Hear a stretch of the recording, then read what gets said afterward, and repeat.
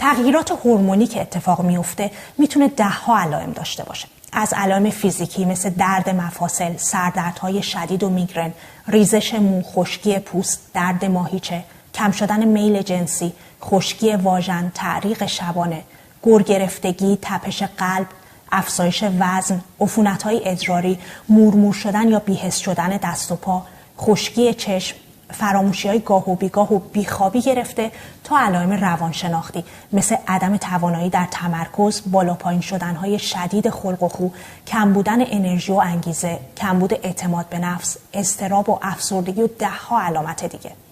گاهی تحمل این علائم اینقدر برای فرد سخت میشه که فکر تموم کردن زندگی به سراغش میاد.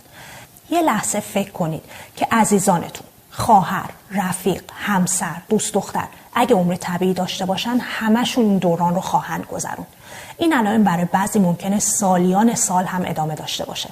دوره پیش از یائسگی و یائسگی دوره پرتلاطمیه. البته بگم که تجربه هر فردی متفاوته. بعضی ممکنه چند تا از این علائم رو داشته باشن و شدتش هم کمتر باشه. دکتر لوئیس نیوسون مهمون ماست، متخصص یائسگی، چندین کتاب در این زمینه نوشته، یک پادکست هفتگی داره و اپ رایگان بالانس رو راه انداخته. دکتر نیوسن از اولین افرادی بود که با صحبت کردن در مجامع عمومی، پارلمان بریتانیا و رسانه‌ها در مورد یائسگی فعالانه اطلاع رسانی کرد. دکتر نیوسن خیلی ممنونم از حضورتون تو برنامه. چرا در دوران پیش از یائسگی و یائسگی اینقدر همه اندام‌های بدن به هم میریزن؟ تصور غالب اینه که در یائسگی فقط کار تخمدان‌ها متوقف میشه. همین. فقط کار تخمدان‌ها مختل نمیشه. اتفاقی که میفته اینه که هورمون‌ها در طول زمان معمولاً کم کم کاهش پیدا میکنن، اما بالا و پایین هم میشن. هورمون‌ها فقط پیام رسانن. پیام رسان‌های بیولوژیکی هستند که از راه جریان خون به تک تک سلول‌های بدن میرسن. مهمه بدونیم فقط تخمدان‌ها نیستن که این هورمون‌ها رو تولید میکنن. این هورمون‌ها در مغز، قلب و ماهیچه هم تولید میشن.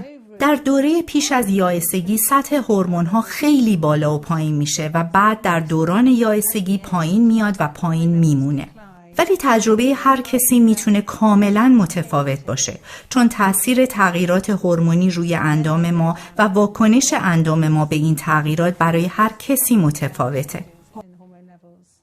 کسی که این علائم رو تجربه میکنه شاید بگه خب من 45 یا 50 سالمه و داشتن یکم درد مفصل یا میگرن یا بیمیلی جنسی طبیعیه. از کجا بفهمه این علائم نشانه مثلا پیش یائسگیه؟ بله، فهمیدنش میتونه واقعا سخت باشه.